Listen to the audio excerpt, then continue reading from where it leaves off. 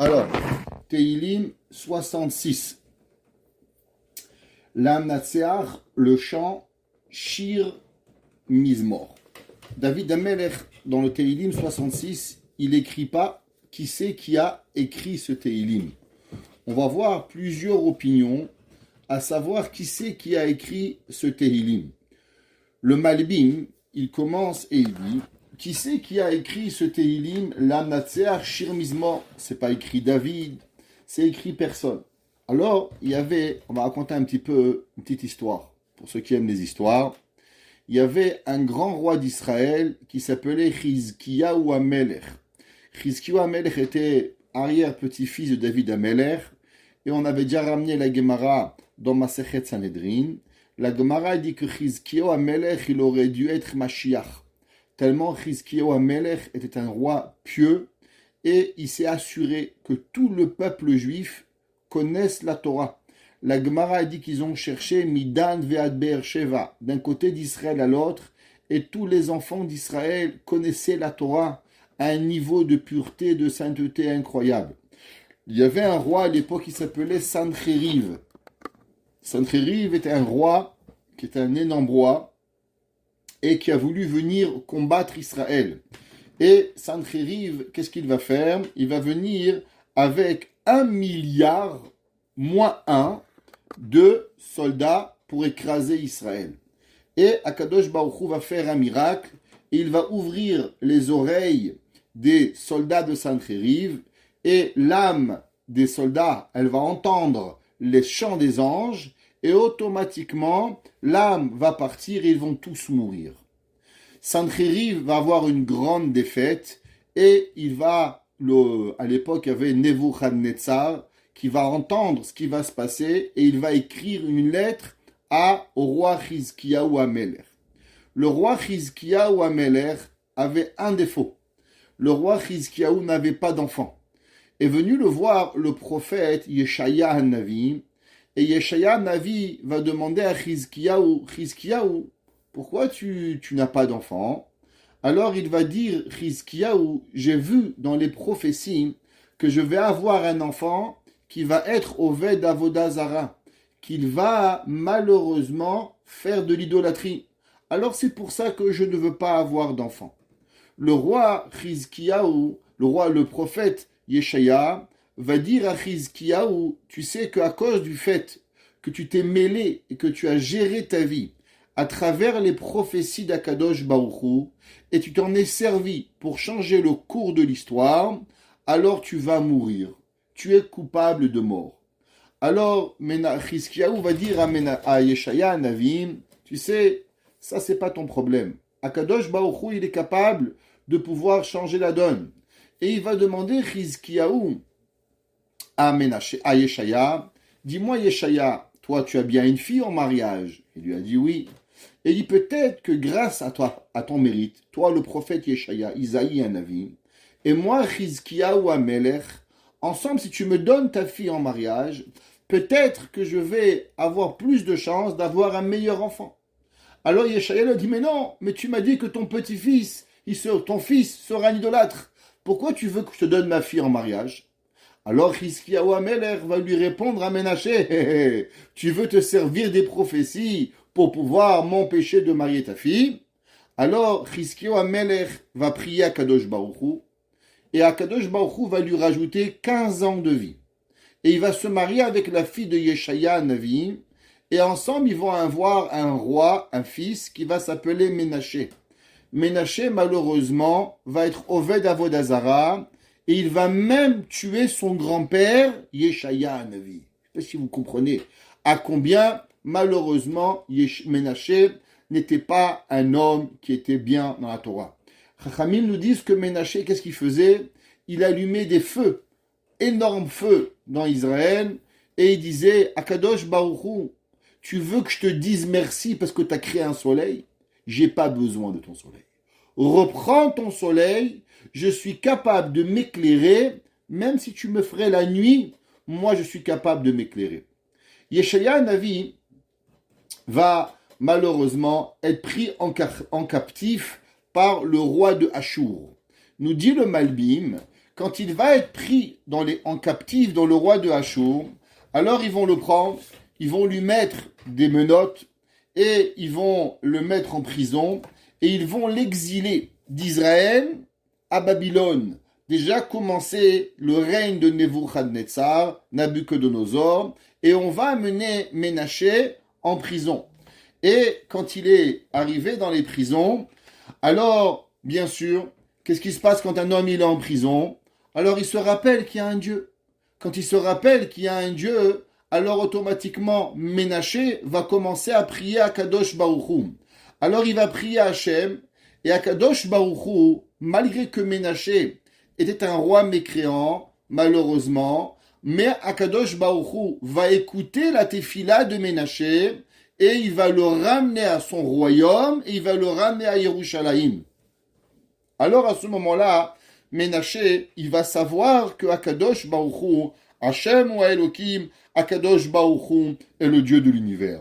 Alors, d'après le Malbim, ce chant, ce Teilim Samervav, va être principalement écrit par Ménaché au moment où Ménaché va être pris de Babel et emmené en prison. Il va prier à Kadosh Baruch Hu, malgré qu'ils avaient été rebelles contre Dieu durant toute sa vie, et Akadosh Baruch Hu va le ramener à Yerushalayim. Il va, en revenant à Yerushalayim, il y avait le Beth Amikdash à l'époque, et il va apporter des sacrifices.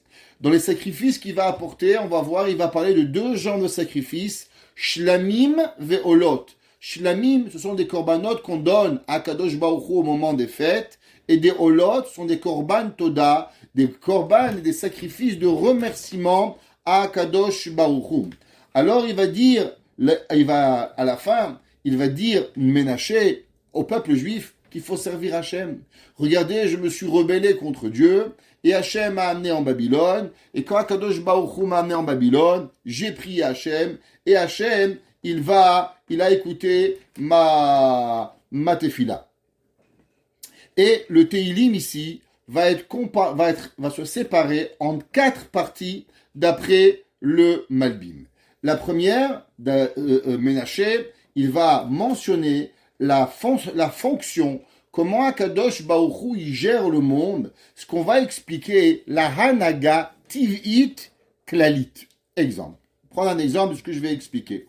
Il y a des gens qui volent, qui tuent, qui violent, qui sont des mauvaises personnes, que la Torah nous dit qu'ils ne doivent pas vivre. Il y a des gens qui font des horreurs. El Pacho, au Mexique, je ne sais pas combien de personnes il a tué, vendeur de drogue. Est-ce que lui, il mérite d'avoir de l'oxygène? Est-ce que lui mérite que le soleil se lève? Est-ce que lui mérite que Akadosh Baruch Hu, il fait un tellement beau monde qui profite? Il ne mérite pas. Alors pourquoi Akadosh Baruch Hu fait que le soleil se lève? Parce que Akadosh Baruch Hu, il fait que le soleil se lève et que la lune vient nous éclairer pour 2 raisons. Un, parce qu'il a instauré dans le monde qu'il y a un système qui fonctionne. Le soleil se lève et le soleil se couche. L'oxygène dans le monde entier, c'est ce qu'on va appeler une Hanhaga Klalit. Akadosh Baruch Hu, dans certaines choses, il ne regarde pas le monde avec spécificité, à savoir est-ce que toi tu mérites ou toi tu mérites pas. Il y a le monde, il doit marcher. Akadosh Baruch Hu a décidé que le monde devrait marcher pendant X montant d'années. Alors même si El Pacho au Mexique, il ne mérite pas que le soleil se lève, il ne mérite pas que la lune vienne, mais il y a dans le monde des milliards d'êtres humains pour qui Akadosh Baruch Hu, oui, il mérite. Et c'est ce qu'on va appeler le Teva, la nature. Souvent les gens ils demandent, mais si Akadosh Baruch Hu, il existe, alors pourquoi ça ne se passe pas? La réponse, parce que tu n'es pas seul dans le monde, parce qu'il y a encore 7,9 milliards 999 millions 999 que eux peut-être ils méritent. Alors dans ce Teilim, le roi Ménaché va parler comment Hakadosh Baruch Hu, des fois, il ne regarde pas l'homme à l'individualité, mais il regarde le monde d'une façon globale. Et est-ce que le monde mérite ou le monde ne mérite pas? Et ça, c'est plus fort que ce que toi tu mérites pas. La deuxième, le roi Ménaché va parler de ce qu'on appelle le Nes. C'est quoi un Nes? Ça veut dire un miracle. Ça veut dire comment Akadosh Baruch Hu, des fois il a une Hanaga Nisit. Un homme, il ne mérite pas quelque chose. Et Akadosh Baruch Hu, par miracle, il va venir et il va lui donner quelque chose de particulier. on va voir comment les psukim vont parler, comment Akadosh Baruch Hu, des fois, il va sauver la personne d'une façon et que l'homme, il a l'obligation de mentionner les miracles personnels d'Akadosh Baruch Hu. Juste au passage, ce soir, il y a une femme d'Israël, elle m'a appelé, elle écoute nos shiurim. Et dans un des shiurim, on avait dit une fois que quand l'homme, il prie, des fois, l'homme, il pense qu'il prie pour autrui. Il prie pour A, il prie pour B, mais en vérité, pour qui il prie pour se sauver soi-même, mais lui-même, il n'en a pas conscience. Cette femme, elle m'a appelé il y a environ 2 heures pour me raconter quelque chose d'extraordinaire. Elle m'a dit qu'il y avait une soirée de femmes, qui était une soirée amusante, rigolante, qui était faite pour relaxer un peu les femmes avec le ménage de Pessah. Au milieu de la fête, il y a une femme qui reçoit un appel en disant qu'il y a une personne qui est malade. Et une des personnes lui dit, regarde, il est 8 heures du soir, viens, on ne gâche pas la fête maintenant. Viens, on fera le Teilim plus tard. Cette femme, elle dit, non, maintenant il faut faire Teilim. La femme, elle est malade, viens, on prend maintenant quelques minutes et on fait le Teilim tout de suite. Alors les femmes, elles écoutent, et une quarantaine de femmes, elles prennent un Teilim et elles lisent le Teilim. En rentrant à la maison, cette madame, elle voit son mari tout affolé, qu'est-ce qui se passe? Eh bien, notre fils, de 11 ans, à 8 heures du soir, il avait une bouilloire dans la main, et il a trébuché, et il a renversé la bouteille, la bouilloire d'eau chaude brûlante sur son frère. À côté, il y avait un bébé, et Barminan, Baruch Hashem, l'eau n'est pas arrivée dans les yeux, l'enfant s'est un petit peu brûlé, mais n'a pas eu besoin de soins hospitaliers. Elle lui dit à quelle heure ça s'est passé? Il lui dit à 8 heures. Il dit c'est pas possible. Mais à 8 heures, c'est exactement le moment où j'ai décidé d'arrêter la soirée pour faire un teilim pour la personne malade. Elle m'a dit, Rav Krimizi, aujourd'hui j'ai vécu ce que vous avez dit, que des fois, on croit qu'on prie pour les autres. C'est faux. Akadosh Baruch Hu, il t'a fait à toi un miracle. À combien on a l'obligation, et on va le voir, nous avons l'obligation de publier les miracles que Akadosh Baruch Hu, il fait pour pouvoir que l'on comprend et que l'on conçoit le tov d'Akadosh Baruch Hu. Cette histoire s'est passée il y a 2 heures. Rabotai, à combien Akadosh Baruch Hu, il est mitchased im biriotav. La troisième, Medaber, il va parler sur les peuples, qui sont ou mesaper mashavar alav mehamasar ve'atzala. Il va passer à propos de tout ce comment Ménaché va être sauvé personnellement. Ça veut dire que souvent, une personne, quand il lui arrive quelque chose de particulier, alors il prend conscience de tout ce qu'il y a autour. Ménaché était rebelle contre Akadosh Baruch Hu, et là il va être sauvé, et là il va commencer à comprendre un petit peu comment Akadosh Baruch Hu, il organise l'humain à chacun de nous dans la particularité, ce qu'on appelle la hashgacha pratit. Et quand l'homme il commence à comprendre la hashgacha pratit, alors il voit combien moi-même je bénéficie de la hashgacha pratit de Akadosh Baruch Hu. Et la quatrième partie du Teilim sera que Yeshaya Menaché HaMelech, il va parler sur le Ham Israël. Et le pasuk qui dit la Matsear, Shir Mizmor, Hariu l'Elokim kol haaretz. Venons et on va parler d'Akadosh Baruch Hu sur toute la terre. Il y a encore 3 autres commentaires à propos de quoi ce Tehillim y parle. Et laissez-moi vous expliquer un peu qu'est-ce qui est écrit. D'après certains, d'après le Radak et le Meiri, ce Tehillim n'a pas été écrit avec un nom, parce qu'en vérité, il parle, que David Amelech, il va parler, pas de quelque chose de particulier à lui, mais en vérité, il parle de la venue du Mashiach, que tout le monde, tout le peuple juif, en quelques minutes, ils vont arriver en Eretz Israël, ce qu'on explique en la chante de la Torah, Kibbutz Galuyot. Akadosh Baruch Hu va rapporter tout le peuple juif. Il y a des juifs au Canada, en Amérique, en Australie, dans des pays lointains, et Akadosh Baruch Hu va tous les rapporter. Et il y a énormément de louanges à Akadosh Baruch Hu à propos de cela. Combien Akadosh Baruch Hu va ramener tout le peuple juif. Et sur cela, toutes les nations du monde, elles vont louanger Akadosh Baruch Hu sur tous les miracles qu'Akadosh Baruch Hu il a fait. Et, nous dit le Radak, du fait que les nations du monde, elles vont voir comment Akadosh Baruch Hu il va rapporter tout le peuple juif en Eretz Israël, Teka b'shofar gadol lecherutenu, vesanes lekabetz gal yotenu, vekabetzenu yachad mehera kol haaretz. Cela, ce qu'il va faire, va donner une envie aux nations du monde de louanger Akadosh Baruch Hu. Ça veut dire au moment où le monde entier va voir que Am Israël, dans les pays lointains, va revenir en Eretz Israël, alors va donner louange à Hachem. N'oublions pas qu'une des seules prophéties de la chrétienté est que le peuple juif ne reviendra jamais en Eretz Israël. Et on va voir, et c'est pas pour rien que le Radak et le Meiri, il y a 500 ans, il a écrit qu'au moment où le peuple juif reviendra dans son intégralité en Eretz Israël, alors c'est là que les nations du monde n'auront pas de choix de dire Hachem ou Elohim. Akadosh Baruch Hu, il va venir et il est Dieu. Alors, qu'est-ce qu'ils vont faire le Ham Israël? Qu'est-ce qu'on va faire, d'après vous, si demain, ce soir, bon, ce soir on peut pas, mais même si Mashiach y vient, mais imaginez-vous, ce soir, de minuit du soir, on est là et Mashiach arrive, on arrive en Eretz Israël. On arrive en Eretz Israël demain matin. Qu'allons-nous faire? Qu'est-ce qu'on va aller chercher? De l'or, de l'argent? C'est quoi la première réaction que le peuple juif, il va vouloir faire?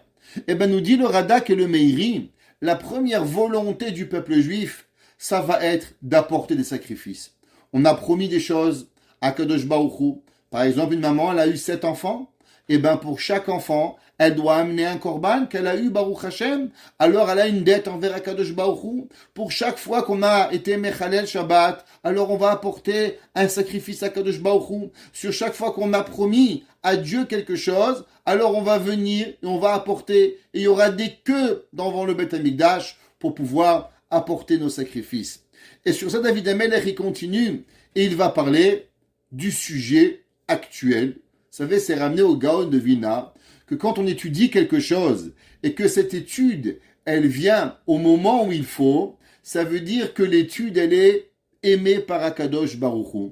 Alors, grâce à vous, dans ce Teilim, qu'est-ce qu'on va parler? On va parler de Yetziat Mitzrayim.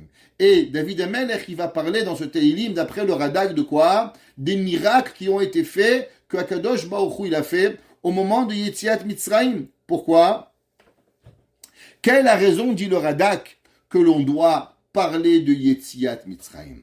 Et j'aimerais ouvrir une parenthèse. Vous savez qu'il y a une machloket dans la Gemara entre Chachamim et Rabbi Elazar ben Azaria. La semaine prochaine, mercredi soir prochain, vous serez tous en train de faire Bedikat Hametz. Le lendemain, jeudi soir, vous serez tous avec votre seder. Bien, j'espère à Yerushalayim. Et là, va se poser une question. Qu'allez-vous dire dans la Haggadah, Be'ezrat Hashem, quand Mashiach va venir? Est-ce qu'on va continuer la même Haggadah que nous avons? Ou bien allons avoir une autre Haggadah? Pourquoi? À cause qu'il y a une machloket entre Rabbi Elazar ben Azaria et Chachamim. À savoir, est-ce que, quand Mashiach va venir, allons-nous continuer à mentionner les mérites et les miracles de Yetziat Mitzrayim?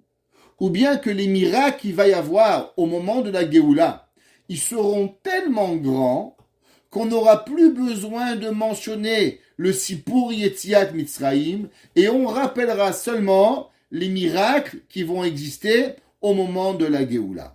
Demande Meiri. Allez, venons, on va réfléchir un propos. Vous savez qu'on a dit hier au cours, pour ceux qui ont assisté ou pour ceux qui l'ont écouté, même en rediffusion, la phrase du grand rabbin Sitruk. Le peuple juif, quelle est la différence avec le peuple musulman et la nation chrétienne? Les Arabes, ils vivent le passé. Hier. Le peuple occidental, demain. Et le peuple juif, il regarde le passé, il voit l'avenir, mais il vit le présent. On pourrait se poser une question. Pourquoi on est encore bloqué sur Yetziat Mitzrayim? Pourquoi le peuple juif, il est bloqué, à savoir, allez, on répète, il y a 3500 ans, on était en Égypte, on a frappé Paro, ça va, khalas, la même cassette, change-moi de cassette, dis-moi une nouvelle cassette. Quel est le but? Pourquoi se poser vraiment la question? Quelle est la raison pourquoi on rappelle Yetziat Mitzrayim? Et je vous pose une autre question. Et si c'est tellement important qu'on l'a répété pendant 3500 ans, alors comment se fait-il que Rabbi Lazar ben Azaria y pense que quand Mashiach va venir, on va plus le répéter? Regardez, c'est tellement important Yetziat Mitzrayim. Chaque vendredi soir, vous faites Kiddush, Zechel Yetziat Mitzrayim.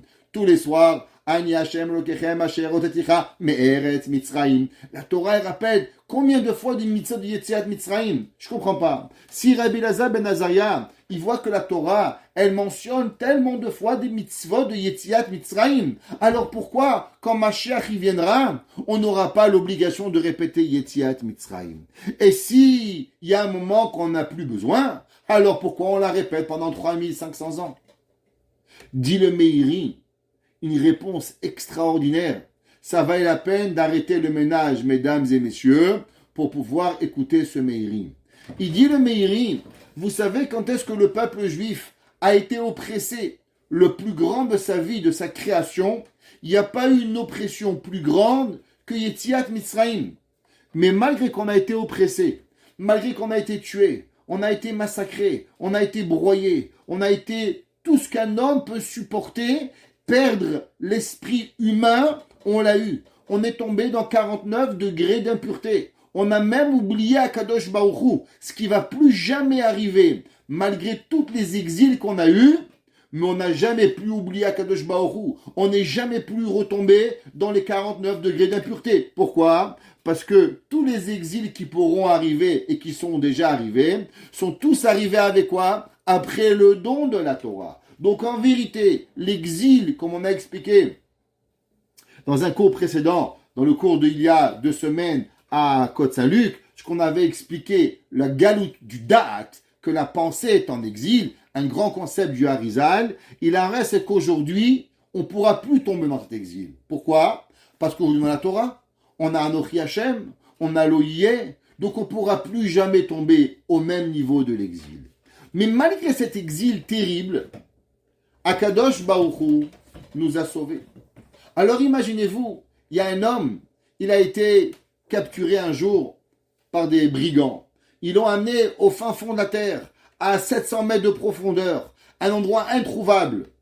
Et son père, il va employer tous les moyens et il va le retrouver. Et son père, il vient et il le sort. Un jour, ce même garçon se fait kidnapper et se fait amener à Montréal-Nord. Est-ce que vous croyez qu'il va avoir peur? Il va se dire, regarde messieurs, si mon père il m'a retrouvé au Zimbabwe, là-bas au bas de la montagne à 700 mètres de profondeur, mon père il est arrivé à me chercher, tu crois qu'il va pas me retrouver à Montréal-Nord ou à Paris-Est ou à Jérusalem-Ouest? C'est sûr qu'il va te retrouver. Dis le Meiri, pourquoi on mentionne Yetziat Mitzrayim à chaque année, à chaque jour, à chaque Shabbat? Pour nous donner la confiance en Akadosh Baruch Hu et nous enlever le sentiment que Chas v'Shalom, la personne, elle pourrait perdre l'ambition, la volonté de croire que Akadosh Baruch Hu, il va l'abandonner. Nous redonner l'espoir tous les jours. Anochi Hashem Elokecha, Asher Hotzeticha Meretz Mitzrayim. Chachamim nous disent pourquoi Asher Hotzeticha Meretz Mitzrayim, malgré que chaque juif est tombé au plus bas niveau qui puisse exister dans l'Égypte, et malgré cela, Kadosh Baruch Hu, il t'a sorti. Alors Yetziat Mitzrayim nous rappelle l'espoir pour sortir de l'Égypte. Rabbi Lazar ben Azaria, il dit, ouais, ben magnifique. Et ben c'est pour ça que quand Mashiach viendra, j'ai plus besoin d'avoir peur que Akadosh Baruch Hu me sort de l'Égypte, parce que maintenant Akadosh Baruch Hu, il m'a libéré. Donc du fait que Akadosh Baruch Hu m'a libéré, donc j'ai plus besoin d'avoir peur de perdre l'espoir. Donc qu'est-ce que c'est en vérité Yetziat Mitzrayim? Nous dit le Radak et le Meiri que Yetziat Mitzrayim, mentionner Yetziat Mitzrayim, c'est faire attention que l'homme ne perd pas espoir en Akadosh Baruch Hu. Et c'est pour ça que chaque Shabbat, quand on fait Kiddush, qu'est-ce qu'on dit? Zechel Yetziat Mitzrayim. Chaque fête qu'on fait dans le Kiddush, Zechel Yetziat Mitzrayim. Chaque soir avant de dormir, Zechel Yetziat Mitzrayim. Des fois les journées sont dures. Des fois les moments dans la journée, on n'en peut plus, on est épuisé, les enfants, les shidduchim, la parnassa, celui qui n'a pas des problèmes en ce moment pour acheter à manger, je ne sais pas combien il gagne, mais j'espère que vous n'avez pas, mais le prix ils augmente, on ne sait même pas qu'est-ce qui arrive. Et là on se demande, mais comment on va arriver? Alors on se dit, Ani Hashem Elokechem, Asher hotzeticha me'eretz Mitzrayim. De la même façon que je suis Dieu qui t'a fait sortir d'Égypte, alors automatiquement, je te sortirai de tout ce qui va arriver. Le Mefaresh Harid, il explique et il dit que David HaMelech, il a écrit ce Teilim par rapport à tous les miracles qui lui sont arrivés quand David HaMelech, il a gagné les guerres. Alors David HaMelech, il a écrit ce Teilim en remerciant Akadosh Baruch Hu des miracles qui lui ont été faits. Le Rabbi Yitzhak Hazan, il explique et il dit qu'en vérité, ce Teilim, il a été écrit pour parler de la grandeur du Beth Hamikdash. On sait qu'en vérité, Hachamim nous disent que si les nations du monde avaient su l'importance du temple, l'importance qu'est-ce que le Beth Hamikdash il faisait au monde, les nations du monde auraient tout fait pour garder le temple ouvert, auraient tout fait ce qui était en leur possible pour que le peuple juif y garde des mitzvot pour garder le Beth Hamikdash ouvert. Mais les nations du monde, ils n'ont pas compris la grandeur du Beth Hamikdash. Et en vérité, le Beth Hamikdash, il est un endroit qui est ouvert à toutes les nations du monde pour pouvoir louanger Akadosh Baruch Hu. Pourquoi? Parce que ça, c'est la présence divine d'Akadosh Baruch Hu. Et c'est pour ça que David HaMelech, il a mentionné ce Teilim de la grandeur du temple qu'il va y arriver. Nous dit le Pasuk Bet. Zameru kevod shemo, louangeons, parlons de la grandeur de Dieu. Simu kavod teilato, et mettons l'honneur de Akadosh Baruch Hu. Comment? À travers qu'on va parler de la grandeur d'Akadosh Baruch Hu. On va voir que le Malbim, il explique et il dit, qu'est-ce que ça veut dire parler de la grandeur d'Akadosh Baruch Hu? On va voir que le Malbim, il va parler de ce pasouk, et on va voir dans le pasouk He, on va voir que Hazal Chachamim, les deux expliquent la même façon. Allons sauter au pasouk He. Le pasouk He, il dit, les roues, allons, ou et regardons, mif'alot Elohim, les actions extraordinaires d'Akadosh Baruch Hu, Nora Alila, comment elles sont grandes, Al Bene Adam, comment ils sont grandes, Be'emet, ce que Akadosh Baruch Hu, il a fait sur terre. Que toutes les personnes du monde, ils doivent avoir peur à combien, malheureusement, leurs péchés, ils vont être découverts devant Akadosh Baruch Hu. Le Malbim, il dit quelque chose d'incroyable. Et il dit, Zameru. Qu'est-ce que ça veut dire? Parlons d'Akadosh Baruch Hu. Il dit, reconnaître Dieu, en vérité, se passe de deux façons. La première, comme on a expliqué, à travers la création générale. Le soleil se lève, l'oxygène, la nuit pour dormir, se calme, la fatigue, on s'endort, on se réveille, on est en bonne forme.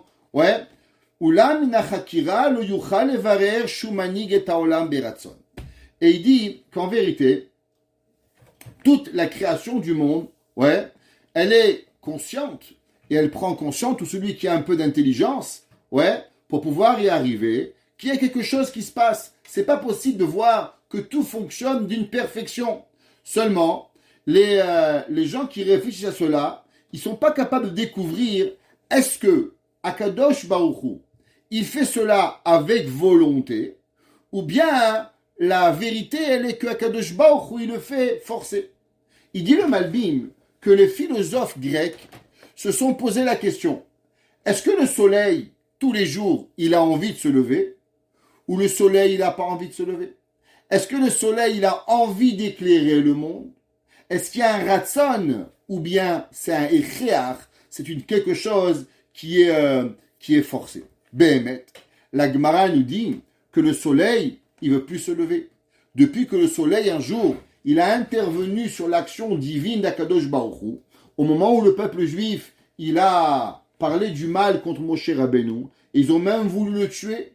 Le soleil, il a demandé à Akadosh Baruch Hu, Dieu, comment tu laisses le peuple juif parler mal contre Moshe Rabbeinu. Fais quelque chose, et moi, sinon moi, je refuse de me lever tous les jours. Je vais refuser demain matin de me lever. Akadosh Baruch Hu a dit au soleil, soleil, je comprends pas. Je vais mettre une parenthèse, quand je parle de soleil, je ne parle pas de la boule, parce que la boule n'a pas de vie.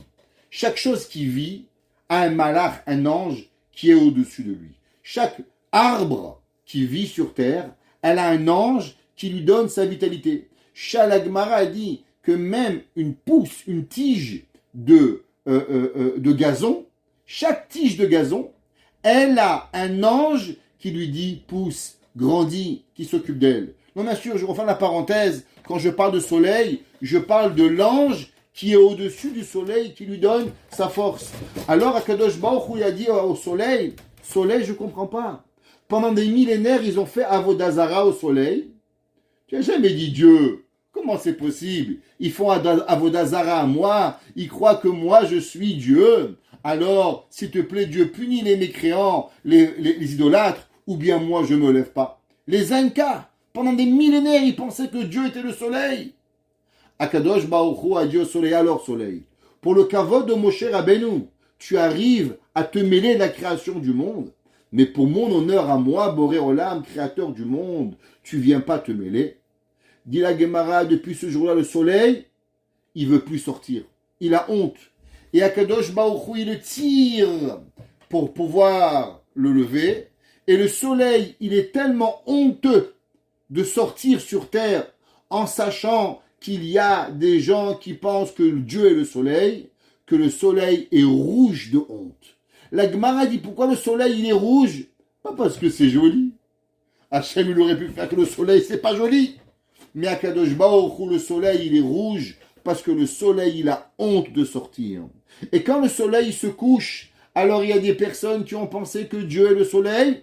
Alors de la honte que le soleil il a supporté, que à cause de lui le kavod de Dieu, il a été amoindri, alors le soleil se couche avec rouge de honte au moment où le soleil quitte ce monde. Les philosophes grecs ont demandé la question, est-ce que le soleil il se lève avec volonté ou en étant forcé?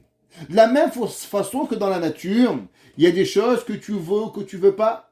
Est-ce qu'un arbre, il a toujours envie de grandir aussi grand? Mais plus l'arbre va grandir, plus l'arbre va être fragile au moment d'avoir un vent, de pouvoir se casser. Donc tu vois qu'il y a dans la nature certaines forces que quelque part elles sont forcées de faire. Alors est-ce que Behemet Akadosh Baruch Hu, lui, il a la volonté de vouloir faire le monde, ou aussi Akadosh Baruch Hu, il est forcé quelque part de faire la volonté du monde. Et il dit le Malbim, chez eux, Mechayev, les fidatam, chez Utratre, Itchaches, le Ratson, ou Ava, Vesina, Vekavana, au que il n'y a pas de volonté, il n'y a pas d'amour, il n'y a pas de haine, il n'y a pas de pensée. Veshelo Yedad, Ava, Mizea, Olam, Hashafel, Valken, Yomru, Shiraoui, Elav, Aromemut, Vakavod, Mitzad, Shua, Siba, Arishona. Ça, c'est la première pensée. Avalo aira, achashno mashgiach manigazea matrila, zameru kavod simu keotilato. Qu'en vérité, il dit David Ameler, erreur. C'est vrai que dans la nature, il y a une façon de penser que certains faits de la nature, ils sont forcés à faire, parce que c'est la volonté d'Akadosh Baruch Hu. Mais Akadosh Baruch Hu, il n'y a rien qui le force. Il dit le Malbim, zameru kavod shemo, louangeons la volonté d'Akadosh Baruch Hu, l'honneur de Dieu, simu kavod et ilato, et mettons le kavod d'Akadosh Baruch Hu. Le Rav Rabinovitch, il explique et il dit, sur le 4e verset qu'on a parlé, et il dit, qu'est-ce que ça veut dire, ce verset, Yoducha Amim Elokim, qu'est-ce que Behemet, David Amelech, il veut nous faire comprendre dans ce Tehillim. Et il dit qu'en vérité, la personne, elle doit savoir qu'en vérité, Akadosh Baruch Hu, l'homme, il a l'obligation, excusez-moi, je retrouve juste ma page, et il dit qu'en vérité, l'homme, il a l'obligation de penser et d'être mitbonen. On a vu que le roi Ménaché, comment le roi Ménaché, il est arrivé à reconnaître Dieu, seulement quand il est arrivé en prison, Seulement quand il a prié et que Akadosh Baruch Hu, il a répondu à sa prière, alors suite à cette réflexion-là, il est arrivé à croire à Kadosh Baruch Hu. Il dit, pareil, en vérité, elle est une obligation sur l'homme de réfléchir sur toutes les actions que Kadosh Baruch Hu il fait, sur nous-mêmes, sur notre famille, nos parents, nos grands-parents, tous les faits historiques qui ont marqué l'histoire. C'est pour ça que le passouk il écrit, il dit les roues, allez, mifalot Hashem, allez regarder comment Akadosh Baruch Hu, il va et il manège le monde et il dirige le monde. Nora ilal ben Adam. Comment Akadosh Baruch Hu, avec ses actions extraordinaires, Akadosh Baruch Hu, il crée une peur à l'homme. Ça veut dire que souvent, l'homme il oublie Hachem. Et quand l'homme il oublie Akadosh Baruch Hu, alors Akadosh Baruch Hu, il fait que l'homme il prend une réflexion, que cette réflexion elle amène à l'homme à avoir peur d'Akadosh Baruch Hu. Et c'est quoi les grandeurs d'Akadosh Baruch Hu? Alors, le pasuk Vav, il dit Hafach Yam Yabasha. La première chose que l'on doit savoir, que Akadosh Baruch Hu a deux reprises. La mer Rouge, on a, Hachem il a mis la mer comme la terre sèche, et au moment où on a passé le Jourdain, au moment où on a passé le Jourdain avec Yehoshua, Akadosh Baruch Hu de nouveau, il a ouvert le Yarden. Juste au passage, quel jour Akadosh Baruch Hu, il a ouvert le Yarden? Akadosh Baruch Hu, il a ouvert le Yarden le Yud Nissan. Vous savez que dans la Torah, il y a un jour très spécial qui s'appelle Shabbat HaGadol. Cette semaine, elle s'appelle Shabbat HaGadol. Généralement, les fêtes de la Torah ne sont jamais apportées au jour de la semaine, seulement au jour du calendrier. Pessah. Quel jour c'était Pessah dans la Torah? Jeudi. Pourtant, des fois ça tombe mardi, des fois mercredi, des fois Shabbat, des fois dimanche. On ne fête pas Pessah ni un dimanche ni un lundi. On fête Pessah le 15 de Nissan. Purim était combien? Le 14 de Hadar. Pourquoi la seule fête que nous avons, Shabbat Hagadol, est reliée à un Shabbat et non au jour du calendrier? Alors, il faut savoir que qu'est-ce qui s'est passé principalement le jour de Shabbat Hagadol? On sait que 4 jours avant qu'on a apporté le Korban Pessah, l'agneau pascal, alors Akadosh Baruch Hu, il a demandé au peuple juif de prendre un agneau. Et tous les juifs sont partis au marché, ils ont acheté un agneau. Et les Égyptiens ont demandé, mais pourquoi vous achetez des agneaux? Vous êtes des juifs. Les juifs, vous ne faites pas Avodazara. Non, nous on va prendre ton agneau et on va le zigouiller. On va le faire la shrita, on va faire un barbecue et on va le manger. Quoi, mon Dieu, tu vas le manger? Il dit oui. Et attention, c'est pas tout. Tu sais qu'est-ce qui va arriver dans 4 jours? Nous, on va faire Korban Pessah. Et Akadosh Baruch Hu, il va venir. Et tous les premiers-nés, ils vont venir, ils vont tous mourir.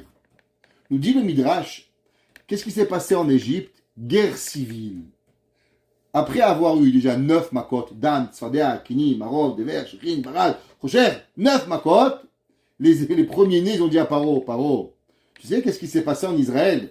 Netanyahou, il a voulu changer une loi, 1 million, qui sont descendus dans la rue.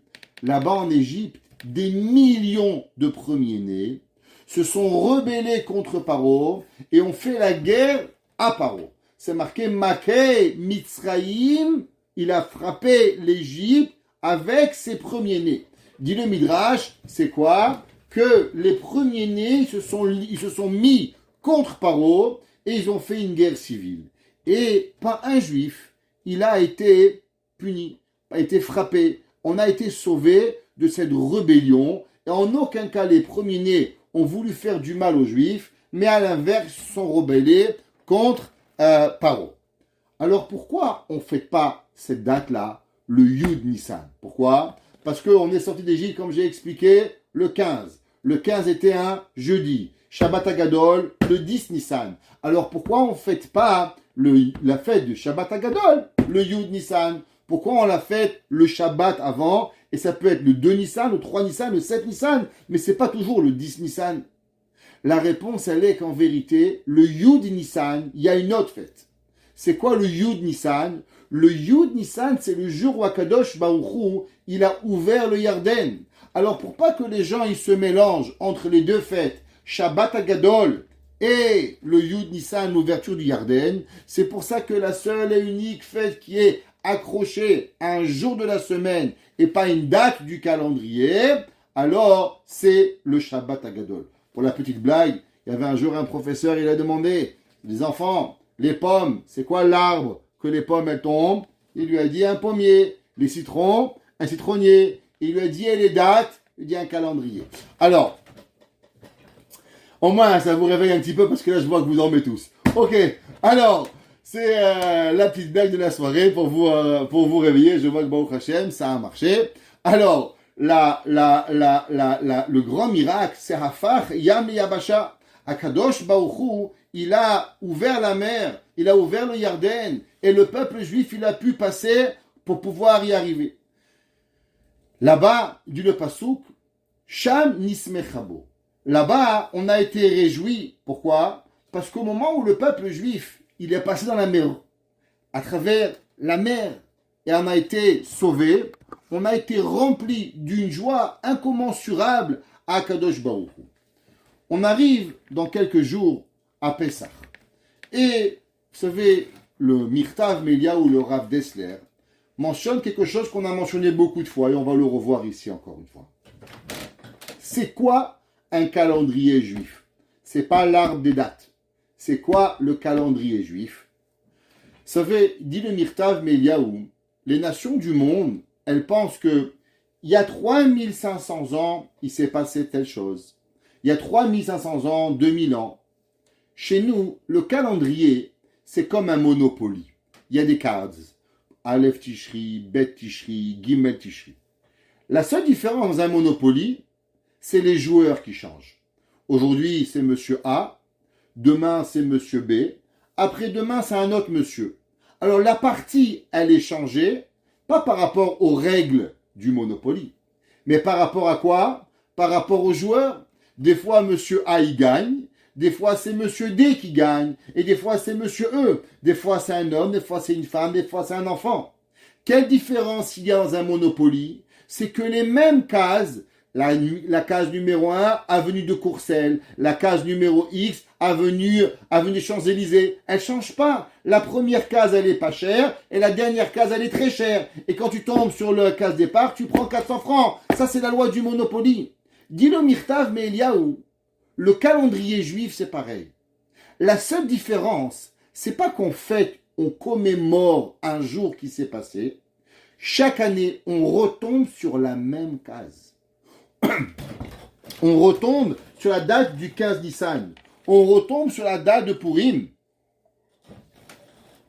C'est pas la commémoration d'une date, mais c'est exactement la même date. Seulement, c'est un nouveau joueur qui est venu jouer dans le calendrier. Chez nous, on n'est pas en train de fêter une fête qui s'est passée il y a 3500 ans. Et il dit, chaque jour, qu'est-ce qu'elle dit la mitzvah de Haggadat Pesach? Elle dit la mitzvah de Haggadat Pesach, Chayav Adam, lirot et atzmo, ke'ilu yatsa mi Mitzrayim. Un homme a l'obligation de se voir comme si lui-même, il est sorti d'Égypte. C'est vrai que c'est difficile. Un jour, je n'oublierai jamais l'honnêteté de ce garçon. J'étais un jour parlé dans l'école Yavne à Pessah, il y a environ une quinzaine d'années. Et là, j'ai parlé de ce chiyuv de Chayav Adam. L'homme, il est obligé de sentir véritablement combien on a été sauvé d'Égypte, nous-mêmes. Et là, il y a un enfant, il m'a dit, Kvod Arav, j'ai une question pour vous. Il m'a dit oui. Il m'a dit, sans vouloir vous manquer de respect, vous me parlez d'esclavage, vous me parlez d'Égypte. Il dit, moi, quand ma mère, imaginez que ma mère me prend mon téléphone, j'arrive pas à imaginer. Imaginez qu'on me prend un petit plaisir de ma vie, j'arrive pas à imaginer. Et vous voulez que j'imagine à être esclave. Comment c'est possible? Sans manquer de respect, la question, elle est bonne. On a aujourd'hui, Baruch Hashem, un train de vie extraordinaire, de la lumière, on appuie un bouton. Il n'y a pas longtemps de ça, il y a seulement 70 ans de ça, il n'y avait pas d'électricité. J'ai connu la Russie, l'URSS, la puissance mondiale. Il n'y avait pas d'électricité pendant 24 heures. Il n'y avait pas d'eau dans la toilette. Il n'y avait pas d'eau au robinet. Des villes complètes sans eau potable où il fallait puiser l'eau. mon père n'est pas si vieux que ça, il a grandi dans un endroit, il n'y avait pas d'eau au robinet. Alors comment on peut imaginer être esclave? Comment on peut imaginer être esclave? La réponse, c'est que si l'homme, il croit que la Haggadah de Pessah, c'est une histoire qui est arrivée à ton arrière-arrière-grand-père, ouais, alors tu vas pas t'en sortir. Mais nous, on doit vivre la Haggadah. Nous, on doit sentir que Behemet Akadosh Baruch Hu, tout ce qu'il a fait, Behemet nous le fait. Pourquoi? Vous allez me dire, monsieur Rabbin, c'est pas un peu exagéré? Je dis, regarde, tous les matins, tu vas à la synagogue, Baruch Hashem. Tous les matins, tu fais ta prière, Baruch Hashem. Qu'est-ce que tu dis? Az Yashir Moshe Uvne Israël. Mais pourquoi tu fais un chant? Ça fait 3500 ans que tu n'as pas fait. Pourquoi tu répètes ce chant? Pourquoi tous les matins tu te réveilles ta femme dit Siman Tov ou Mazatov? Dis chérie, tu as bu, tu es malade, on est mariés, c'est depuis 30 ans. Pourquoi tu me chantes Siman Tov? Chez ma femme. Je dis oui, on s'est mariés à 30 ans. Tu as chanté à 30 ans Siman Tov. Oh, tu ne chantes pas Siman Tov. Alors pourquoi tu chantes Aziachir tous les matins? Dis le Rav Gamliel Rabinovitch. Parce qu'en vérité, Yetziat Mitzrayim, c'est tous les jours. Tous les jours, l'homme, il doit savoir que si toi, tu es là, si moi, je suis là, tu sais pourquoi tu es là, tu sais pourquoi je suis là. C'est parce que Boré Olam, il a fait sortir le Ham Israël de la mer Rouge. Si Hachem n'avait pas fait sortir le Ham Israël de la mer Rouge, alors tu n'en serais jamais là. Tu ne serais pas aujourd'hui ici. Faut pas le voir comme une histoire. Faut le voir comme une réalité qui est arrivée que Akadosh Baruch Hu, il renouvelle tous les jours. Si Hachem, il a dit, Anochi Hachem Elokecha, Asher hotzeticha be'eretz Mitzrayim. On a expliqué il y a 2 semaines, qu'est-ce que ça veut dire Mitzrayim et qu'est-ce que ça veut dire Eretz. Eretz, c'est l'endroit le plus bas de la terre. Vous savez, il y a le ciel et il y a la terre. Eretz, c'est ce que l'homme on appelle dans le niveau spirituel le plus bas qui puisse exister. Que veut dire le mot Mitzrayim? Le mot Mitzrayim vient du mot Metzer, fermé, étranglé. David Amelech, il a dit la Matseach, ouais, comment c'est marqué dans le pasuk? Mina Metzar Karatia. De l'endroit où j'ai été le plus fermé, alors j'ai Akadosh Baruch Hu, tu m'as répondu. Mina Metzar Karatia. Dans le mot Mitzrayim, Eretz Mitzrayim, il y a 2 principes. Il y a l'endroit où l'homme, il est le plus bas qui puisse exister. C'est quoi? C'est au moment où l'homme, il est le plus bas de la possibilité de sa spiritualité. Et à ce moment-là, qu'est-ce qu'il y a? Il y a un endroit où l'homme, il est complètement écrasé. Je vous ai déjà raconté cette histoire extraordinaire qu'avait un jour le rabbi de Tzanz. Le rabbi de Tzanz, le rabbi Yekutiel Yehuda Alberstam, qui était le admour de Tzanz, Klausenburg. Et quand il est arrivé dans les camps de concentration, il était connu avant-guerre en étant un homme de Torah, un homme de sagesse extraordinaire. Malheureusement, vont périr dans les camps de concentration sa femme et tous ses enfants. Au moment où il va arriver à Auschwitz, dans les camps de concentration, quand il descend du train, les dizaines et les centaines de milliers de juifs qui étaient là-bas vont applaudir. Et ils vont applaudir le Rav. Quand le nazi Marchemo, le SS, il voit que la population a un niveau d'espoir, de vie, il lui demande, dis-moi, pourquoi vous êtes heureux que cet homme-là est arrivé? Alors un des chassides va dire aux nazis, cet homme-là, il est la fleur de l'humanité.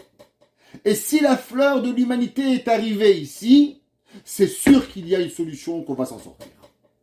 Le nazi, voyant le Rav à descendre du train, étant appelé la fleur de l'humanité, il prend sa matraque et il roue de coups le Rav. Il lui donne des coups, la tête, les bras, jusqu'à que le Rav s'effondre par terre et tombe dans la boue. Au moment où il tombe dans la boue, le nazi lui met la tête, la chaussure sur la tête et il lui rentre la tête dans la boue comme ça. Et il lui dit, Jude, juif. Alors, on est encore la fleur de l'humanité. Et le Rav, sans se dégonfler, sans perdre le moindre sang-froid, il lui dit, nazi, la fleur, elle est au-dessus de la botte ou en dessous de la botte généralement. Et le nazi de rage, il quitte les lieux. Ça veut dire quoi? Ça veut dire que le Rav lui dit, tu peux me frapper jusqu'à demain. Mais généralement, les fleurs, elles sont seulement piétinées par les chaussures. Mais ça ne donne pas le droit à la chaussure de s'appeler une fleur. La fleur reste une fleur parce qu'elle est une fleur. Et même si tu pourras écraser toutes les fleurs, eh ben la fleur, elle restera une fleur. Akadosh Baruch Hu nous dit, Anochi Hashem, je suis ton Dieu. Asher hotzeticha, je t'ai fait sortir, mais Eretz Mitzrayim. C'est quoi Eretz Mitzrayim? Eretz, c'est l'endroit où l'âme, elle est le plus basse. Mitzrayim, au moment où tu es étranglé, quand tu es sous la chaussure du nazi, quand tu es en train d'avoir la botte du nazi sur ta tête, et là tu te dis, mais qui va me sauver? Akadosh Baruch Hu dit, c'est moi. C'est moi qui va te sauver. De la même façon que Akadosh Baruch Hu, il a sauvé le peuple juif d'Égypte, alors il va nous sauver à chacun de nous. Et c'est pour ça que l'homme, il doit à chaque moment se remplir d'amour et de crainte d'Akadosh Baruch Hu. Yetziat Mitzrayim, David Amelech ou bien Ménaché, tout dépend qui c'est qui a écrit. Qu'est-ce qu'il dit? Lechu uru mifalot Elokim. Regardons les grandeurs de Dieu. Comment l'homme il arrive? Vous savez comment l'homme il arrive à regarder que Akadosh Baruch Hu, il t'a pas fait un accident ce matin, que tu marches cet après-midi, que tu réponds, que tu vis, que tu marches, que tu bois, que tu dors. Ça commence par voir le début d'où tu viens. Quand l'homme il oublie d'où il vient, alors l'homme il n'est pas dans la capacité de pouvoir comprendre les bienfaits que Akadosh Baruch Hu t'a fait. Mais si tu te rappelles à chaque moment d'où tu viens, comment tu as été créé, comment Akadosh Baruch Hu t'a donné cette existence, alors Behemet, Akadosh Baruch Hu, il va faire de toi quelque chose d'extraordinaire. Et c'est ça que l'homme, à chaque moment dans sa vie, il doit savoir, il doit comprendre Behemet, d'où il vient de Akadosh Baruch Hu. Dans le dernier verset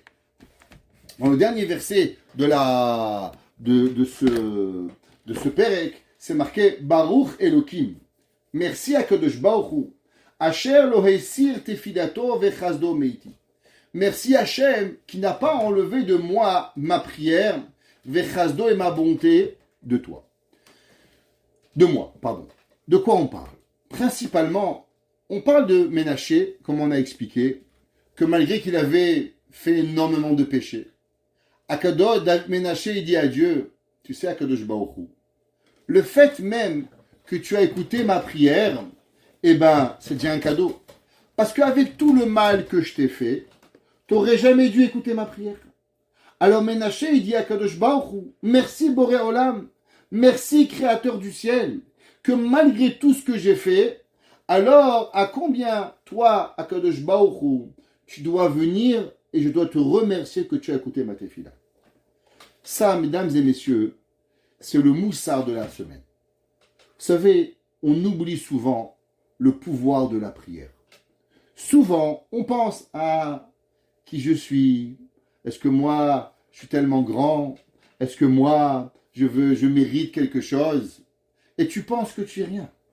Et tu penses que ta tefila, elle ne sert à rien. Et du fait que tu penses que ta prière, elle ne sert à rien, alors tu oublies de prier. On avait dit une fois au nom du Baal Shem Tov, je ne sais pas si vous vous rappelez, dans un des cours au début de Sefer Tehilim, avait dit le Baal Shem Tov, le peuple juif, il croit en Dieu, mais le peuple juif ne croit pas en lui-même.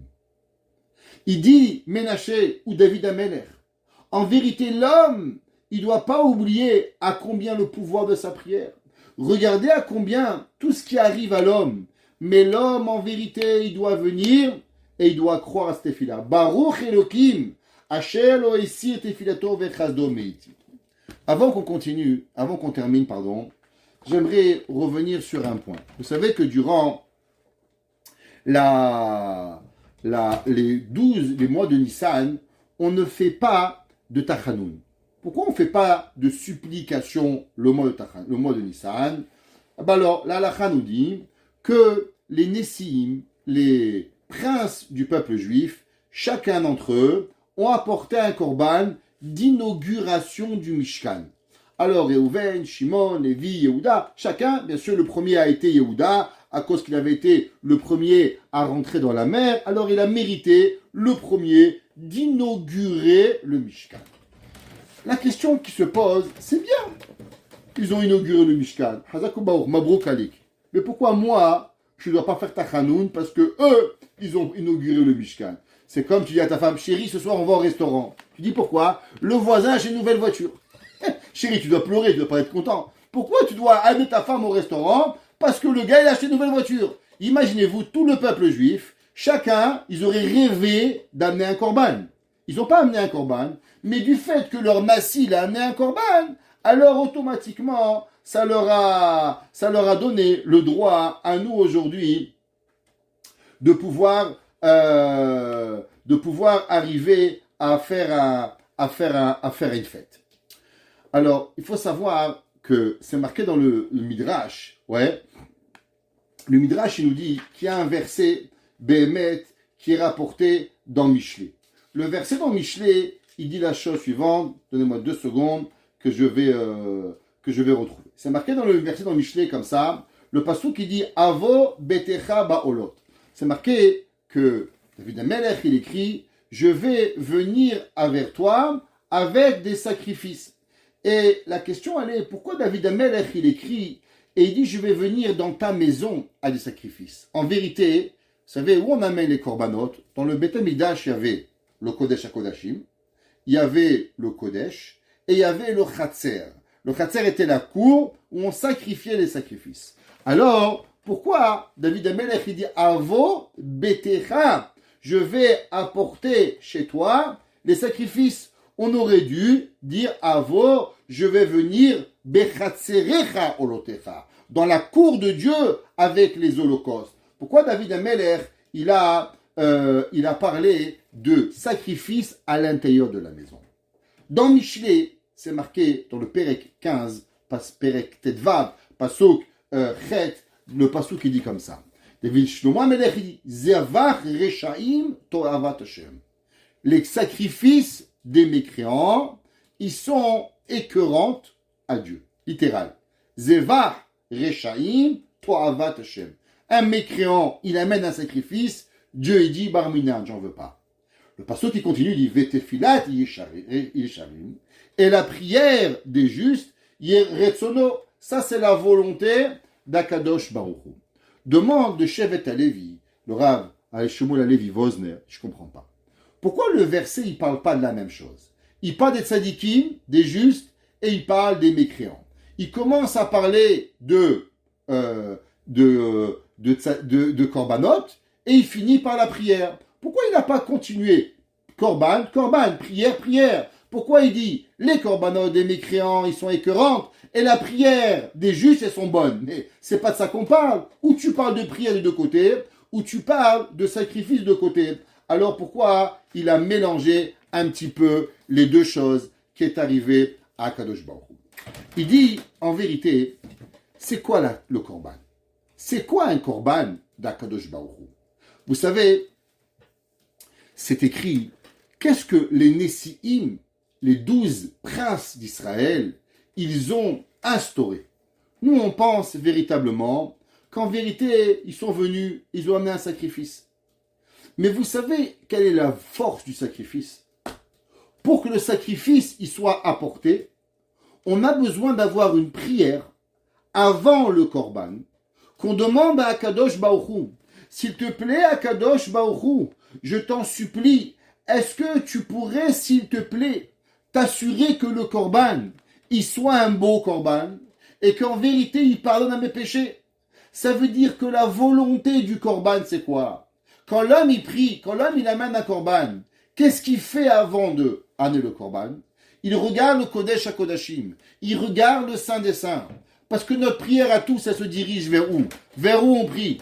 On prie ni vers la Mecque, ni vers le Pacifique, ni vers je sais pas où. Nous on prie vers Yerushalayim, on prie vers le Harabaït, on prie vers le Saint des Saints, où là-bas, la porte du ciel, Vezeh Shara Shamaim, où nos prières elles vont rentrer. Ça veut dire que ce qui précède le korban, c'est la prière.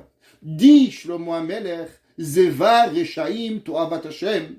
Celui qui amène un korban, un mécréant, Toavat Hashem, il est écœurant à Kadosh Baruch Hu. Tu sais pourquoi? Parce que l'homme y croit, t'amènes un korban, khalas, c'est fini. Le Ramban, il dit, c'est quoi le korban? On a parlé souvent que le korban vient du mot kirva, rapprochement, les yitkarev. Ça veut dire que l'homme, il doit penser qu'en vérité, c'est devrait être lui qui aurait dû mourir. Et Akadosh Baruch Hu, par sa bonté, il a dit non, on va pas tuer un homme. Alors on prend un mouton, on prend une vache, on prend un oiseau, on prend quelques grammes de farine. Si tu es pauvre, c'est pas grave. Ça change rien pour Akadosh Baruch Hu. Parce que Akadosh Baruch Hu, qu'est-ce qu'il veut de toi? C'est la tefila. Qu'est-ce qu'ils ont instauré les Nessim? Vous savez qu'est-ce qu'ils ont instauré les Nessim? Pourquoi aujourd'hui, chaque jour, il est une fête pour le peuple juif? À chaque moment où il y a un des Nessim qui est venu et qui a apporté ce korban, parce que le korban du Nassi, il a été instauré pour pouvoir nous apprendre que chacun d'entre eux, il a été apporté Zé korban Narshon ben Aminadav. Qu'est-ce que ça veut dire? Zé korban. Non, Zé korban shel Arshon. C'est le korban de Narshon. Pourquoi tu auras dit Zé korban Narshon ben Aminadav? Nous dit le Shevet Halevi, parce qu'en vérité, chaque Nassi, il s'est vu comme si c'était lui-même qui était apporté comme sacrifice à Kadosh Baruch Hu. Et pour cela, qu'est-ce qu'on a besoin? On a besoin de la prière.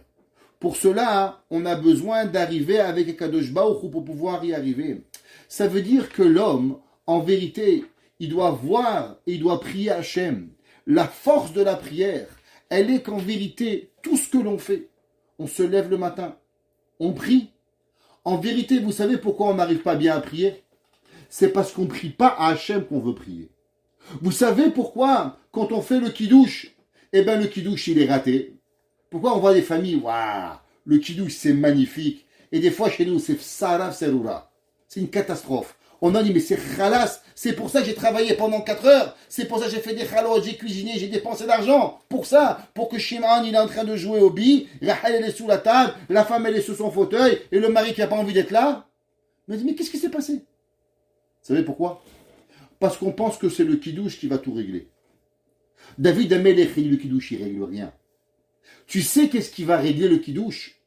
Seulement et uniquement si tu pries au préalablement. Quand tu arrives à la synagogue, s'il te plaît, Kadosh Baruch Hu, je vais rentrer chez moi. Est-ce que peut-être tu fais que mon kidouche, cette semaine, ma table de Shabbat, elle va ressembler à une table de Shabbat? Quand tu prévois et tu pries avant même de prier, alors à Kadosh Baruch Hu, il écoute ta prière. Vous allez me dire, mais rabbin, vous n'êtes pas devenu un peu fou? Il faut prier avant de prier? Je dis oui.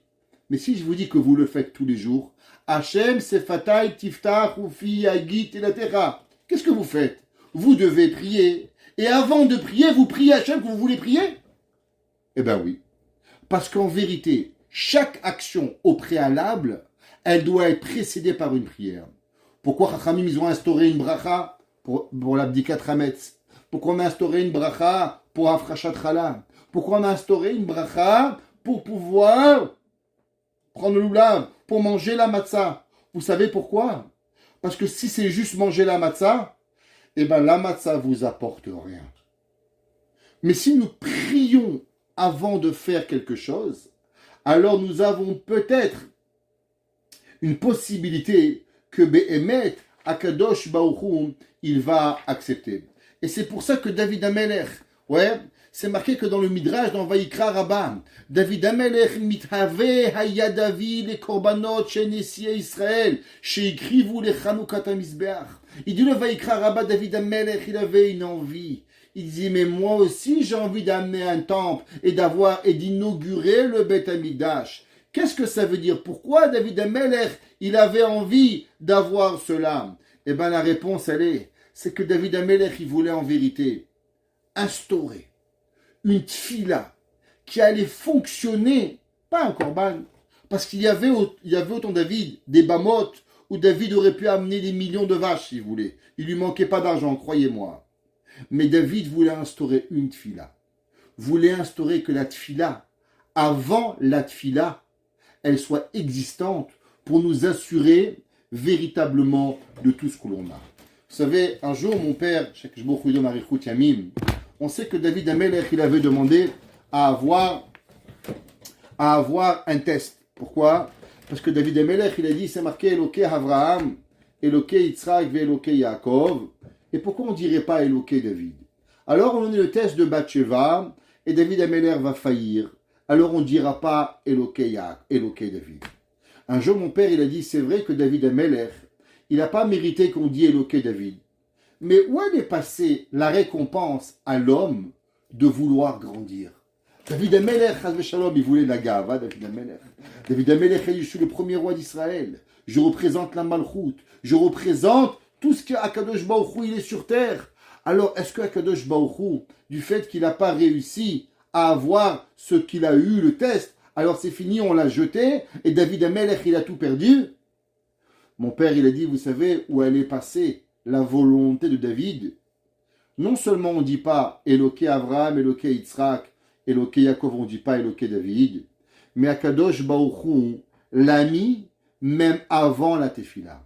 La phrase Hachem Sefatai Tiftach Ufi Yagit Elatecha, Eloké Avraham, Eloké Yitzhak, elle vient après Baruch Ata Hachem, Elokénu, Melech Avraham, Elokénu, Eloké Avotenu, Eloké Avraham, Eloké Yitzhak, Eloké Yaakov. Il y a beaucoup de mots avant de dire Eloké Avraham, Eloké Yitzhak. Tu sais où il est passé David?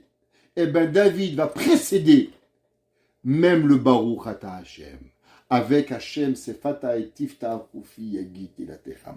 Et dit le Midrash, c'est ça que c'est marqué dans le Pasuk, que David Amelech, il dit, Pasuk Tedvav, Olot Mechim, des sacrifices gros, gras, à Alelach, je vais t'apporter, Im Ketoret Elim, avec une encens, et c'est Bakar Imatudim Sela. De quoi David Amelech il parle? David Amelech il parle de la force de la prière. De la prière avant la prière.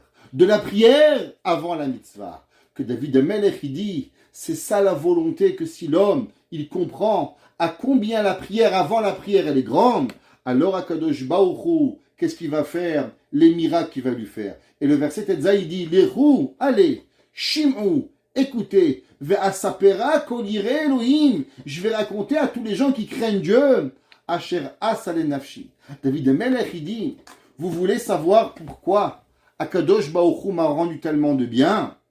Eh bien, c'est parce que à chaque fois, avant de faire quelque chose, je priais pour que Akadosh Baruch Hu il accepte. Alors Akadosh Baruch Hu me donnait des miracles extraordinaires. Et c'est ça que vous allez raconter à l'humanité, que le secret